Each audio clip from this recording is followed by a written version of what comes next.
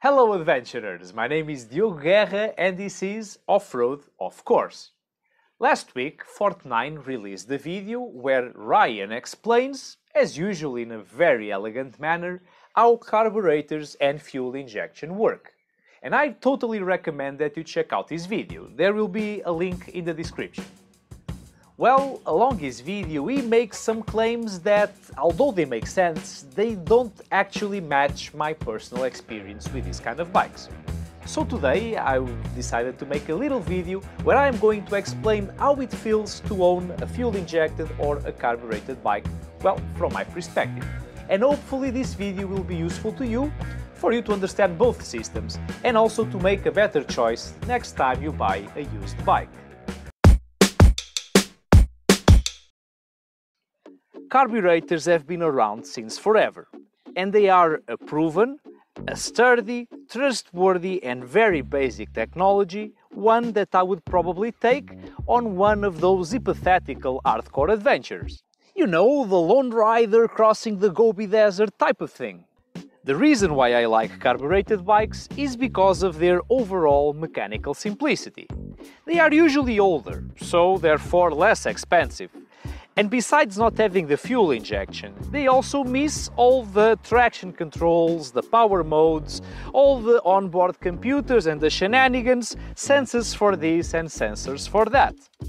The electrical system on these bikes is very basic. Everything is mechanic, which means that you can touch it, you can clean it, you can repair it, making these bikes the best kind of bike for the MacGyver kind of rider, whom, with a few basic tools and scrapyard parts, can keep bringing these bikes back from the dead time and time again, alone or maybe with the help of any third world mechanic. Regarding performance, if carbureted bikes are well tuned, they will perform just as well as their fuel-injected counterparts. And, in the opinion of many people, they will even have a, let's say, a more pleasant throttle response. But notice how this sentence began with the word if. Having a fine-tuned carburetor means that you spend time fine-tuning it for a specific temperature, altitude and so on. Which also means that outside of these perfect conditions, you will never achieve perfect performance. And this is where carburetors start to lose their charm. Although reliable, these bikes will keep reminding you of their ancestral ways. You have to pull the choke out every morning for cold starts, you have to turn the petcock whenever you are low on fuel, the engine won't idle exactly at the same RPM every day, and the power delivery will be somewhat moody. In a cold winter morning it's gonna be one thing, on a hot summer afternoon it's gonna be another.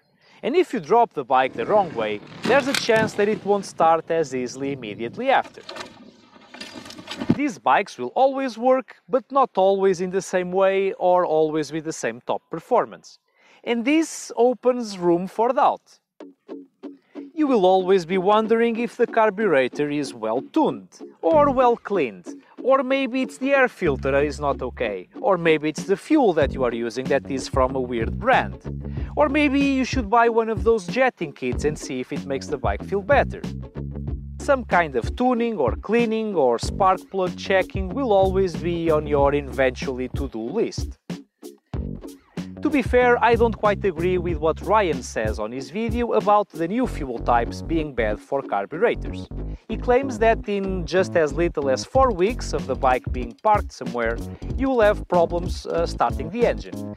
My experience is a bit different. I don't think it's only 4 weeks, maybe 2-3 months, but maybe then again Canadian fuel is different from the one we use in Europe, so I don't know.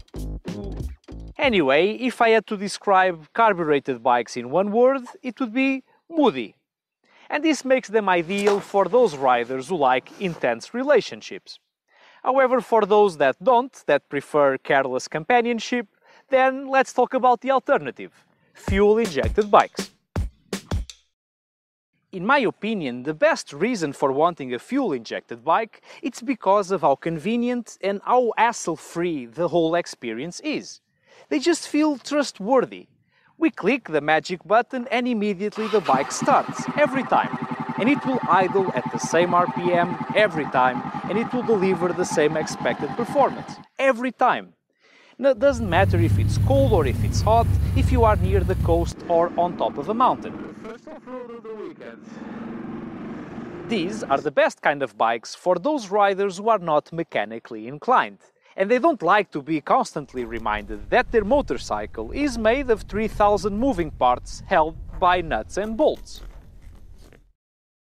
Fuel injection manages these awesome feats by using a fuel map to determine the right fuel-to-air ratio at any given moment. And it does so by measuring things like the temperature, the speed, the RPMs, the air density and the fumes that are coming out of the exhaust. Regarding that, I have to mention again Fortnine's video, where Ryan tells us that because these fuel maps are developed on a prototype motorcycle in the factory, they will not translate very well, or at least perfectly, to your own specific bike. And if I understood correctly, he also tells us that the range of temperatures and air density and whatever that the fuel maps are prepared to predict do not coincide with all the things, the possible weather conditions that you find in real life. Well, and I have to say that I find this critique a bit exaggerated, because for us, the common users, it's always more advantageous to have a crappy fuel map with only 20 or 30 eyeballed fuel-to-air ratios than it is to have an old-school carburetor which has a one-size-fits-all approach. Anyway, I am obviously a big fan of fuel-injected bikes, but as you may have guessed, all these good traits came with a cost. Modernization. Modern motorcycles are riddled with electronics, and everything is connected to the ECU, which is like the brains of the thing. And it will decide, measuring all the sensors around the bike and all the switches, how and when things should work. The fuel map, the key-coded ignition, the injector, also the electric fuel pump, and the spark plug, and, well, basically everything. This means that your engine, running or not, will depend on the whims of a blind and rather stupid machine that won't know the difference between a faulty temperature sensor and the bike being on fire. So, in the unlikely but possible situation where one of these complex electrical systems stops working, it will be very hard to diagnose or to fix by yourself, if not impossible. Sometimes only a specialized dealer can help you. And if something like that happens and you are just the average Joe who lives in a big city, it won't be much of an issue.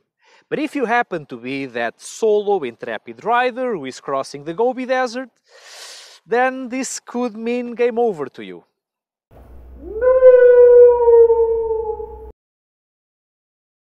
In my opinion, fuel-injected bikes, they just feel better. They are more convenient and they are more practical, both for the daily use as for the great majority of our travels.